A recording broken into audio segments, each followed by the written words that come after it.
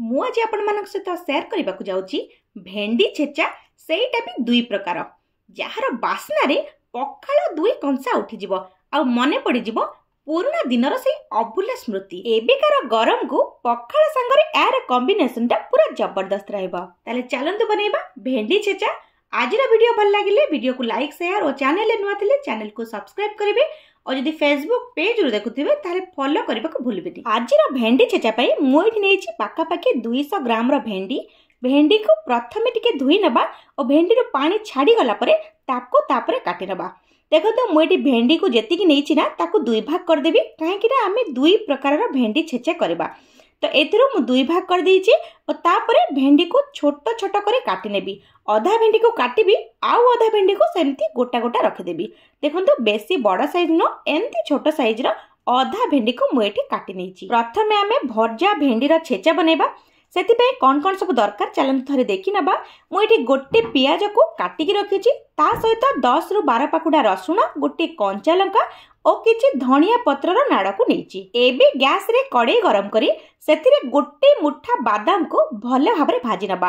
भेंडी छेचा रे बादाम देले तार टेस्ट बहुत बढ़िया आस्ताय। बादाम रो कलर एठी चेंज हेई आसलेनी। एठी बादाम हेई जाईछि। एबे बादाम को काढी नबा आउ तापरे गोटे चमच तेल दे 5 रु 7टा खंडे बड़ी को आमे भाजी नबा। भेंडी छेचारे बड़ी रो टेस्ट मध्य बहुत बढ़िया आसी थाए। तेणु आमे बड़ी को एठी लाल लाल हेबा जाए भाजी नबा। बड़ी भाजी सारिबा परे सेई बड़का तेल रे ही आमे काटी के रखिथिबा भेंडी को प्रथमे भाजी नबा। बहुत ही कम तेल रे भेंडी को भाजीबा। एथिरे अधिका तेल दबा बिल्कुल भी दरकार नै। आ भेंडी भी एठी हमर पूरा लाल लाल हेई भाजी हेबा दरकार नै। हल्का खाली सिझी जिबा दरकार। एठी मु स्वाद अनुसार लूण दे दीची। देखंतु केते कम तेल रे भेंडी हमर भाजी हे गला। एठी कलर भी भेंडी रो पूरा चेंज हे जाईची। भेंडी को काढी सारिबा परे एबे कड़ाई रे नबा गोटे चमच सोरिष तेल। सोरिष तेल रे भेंडी छेचा निहाती बनेबे बहुत बढ़िया टेस्ट आसीबो। एई तेल गरम होला परे एथिरे आमे जो काटी के रखिथिले रसुण और कंचा लंका आउ धनिया पत्र नाड़ ए सब को टिके आमे हल्का भाजी नबा। जा फल तार कंचा बास्ना पलैबो आ बहुत बढ़िया टेस्ट आसीबो। रसुण कंचा लंका एठी हमर भाजी हे गलानी। एबे याको कढ़ाई रु बाहर करनेबा। देखंतु मु गोटे चमच तेल देइथिली आउरी आधा चमच तेल बळका अछि। एबे याको सब टिके ठंडा हबा पे छाडी दबा। बादाम एठी ठंडा हो जाइथिला। मु बादाम रो चोपा को बाहर कर देइछि। एबे बादाम को आमे हेमदस्तारे गुंडा कर दबा जोटा कि टिके दरदरा रहबो। आको बिल्कुल भी ग्राइंडिंग करिवेनी पूरा मिक्स हबा दरकार नै। एमती दरदरा करिया को गुंडा कर दबा। एबे ठंडा हो जाइथिबा रसुण कंचा लंका और धनिया पत्र नाड़ को मध्य सेम आमे हेमदस्तारे छेची नबा। ताको भी सेमती दरदरा करी छेची नबा। देखंतु बादाम आउ रसुण कंचा लंका धनिया पत्र ए सब छेचा रेडी हो जाइछि। एबे भाजी के रखिथिबा भेंडी को मध्य सेम प्रोसेस रे छेची नबा। सेटा भी पूरा सेमती दरदरा हेकी छेचा रहबो। थरे एमती भजा भेंडी रो छेचा बनै देखंतु खाइले पाटी रो छाड़ीबनी। सेतिरे बादाम रो जो मझिरे मझिरे बादाम खंड पाटी को आसीबो ना तार टेस्ट बहुत ही बढ़िया लागिबो। रसुण भाजी सारिबा परे जो आधा चमच तेल बळका थिला एबे सेई तेल रे दबा आधा चमच जीरा और जीरा फुटी आसिले काटी के रखि दिबा गोटे पियाज को दे दबा। पियाज टिके हल्का गोल्डन ब्राउन हेबा जाय अपेक्षा करिबा। पियाज रो कलर चेंज हे आसिले सेतिरे छेची के रखि दिबा रसुण कंचा लंका और धनिया पत्र रो छेचा को आमे दे दबा। ताको भी बेसी भाजीबा दरकार नै। हल्का टिके भाजी नेला परे सेतिरे सामान्य टिके हळदी गुंड देबा कलर टिके भला आसीबा पे और सामान्य लूण देबा। लूण आमे प्रथमे भेंडी रे भाजिला बेले देइथिले तेणु लूण आपण हिसाब रे देबे। आ कलर पे मु एठी देइछि हल्का कलर लंका गुंड बा काश्मीर लंका गुंड रो आधा चमच देइछि। ए सब को टिके अल्प किछि समय पे गोळी नबा। एबे एथरे दे देबा गुंड करके रखिथिबा बादाम रो गुंड को देई ताको आउ किछि समय पे भाजी नबा। गोटे रु 2 मिनिट पे हल्का टिके भाजी नबा। एबे एटा पूरा रेडी हो जाइछि। एथिरे एबे छेची के रखिथिबा भेंडी को दे दबा और ए सब को मिसेई के गोटे मिनिट पर्यंत भाजी नबा। देखंतु एडी केते बढ़िया भाबरे बादाम सहित भेंडी हमर मिसी गलानी।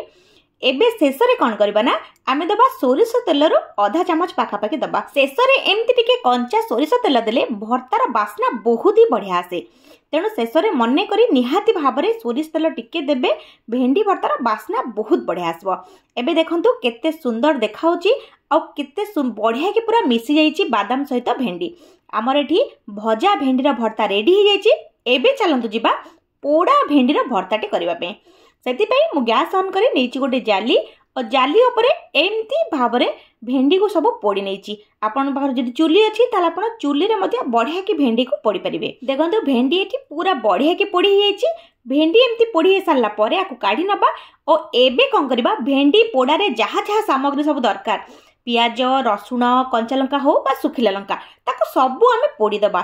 सबुथिरे से पोड़ार बास्ना गोटे आसवा दरकार। रसुण बढ़िया की पोड़ी देबे और कंचा लंका को मध्य पोड़ी देबे ता सहित पियाज को मध्य टिके हल्का पोड़ी देबे जेमती तार पोड़ा बास्नाटा पूरा आसीबो। देखंतु मोर सब एठी पोड़ी जाइछि। एबे ताको टिके ठंडा कर नबा और तापरे मार चोपा को छड़े देइछि। रसुणर चोपा छड़े देइछि। पियाजर चोपा छड़े की पियाज को मध्य काटी नेइछि। थरे एमती पोड़ी की रसुण और पियाज को दली की देखंतु ना एते बढ़िया बास्ना आसीबो छेचार आपण विश्वास करि परिबेनी। एबे रसुण कंचा लंका और पियाज को प्रथमे हेमदस्तारे छेची नबा नला आपण चाहिले हाथ रे मध्य आको दली परिबे। ता सहित प्रथम जो भजा बड़ी भाजी की रखिथिली ताको मध्य देके आधरे छेची नबा। प्रथमे ए सब छेची सारला परे भेंडी की पोड़ा भेंडी को काटिकी ताको मध्य मिसई के हमें छेची नबा। एबे रेडी हो जाइछि पोड़ा भेंडीर छेचा जोटार बास्ना रे ही आपनकर पखाला कंसाई उठी जिवो। एबे शेष रे एथरे कोन करबा आमे जो बादाम गुंड करिक रखिथिले रा सेइथुरु 2 चम्मच बादाम मु रखिथिली जोटा कि बड़ी सहित बादाम मध्य मिसई केटी पके दीची। आउ ता सहित सेम मध्य मु 1 चम्मच सोरिष तेल नहींची। कंचा सोरिष तेल देले जे कोनोसी छेचा आइटम हो तार टेस्ट बहुत बढ़िया आसी थाए। आ मु छेचिला बेले जेहेतु लूण पकेबा को भूली जाइतिली तेनु स्वाद अनुसार एठी मु लूण देइची ओ ताको हाथ रे भल्ला करी गोळे नेची। एबे रेडी हो जाइछि हमर 2 प्रकारर भेंडी छेचा गोटे पोड़ा भेंडी छेचा आ गोटे होछि भजा भेंडीर छेचा। थरे एमिति घरे निश्चय ट्राई करंतु। केमिति लागिला मो सहित शेयर करंतु। आजिर वीडियो भल लागिथिले लाइक शेयर और चैनल ले नुआ थिले चैनल को सब्सक्राइब करिवे। पुणी देखा एक नुआ वीडियो सहित से पर्यंत विदाय दियंतु। जय जगन्नाथ।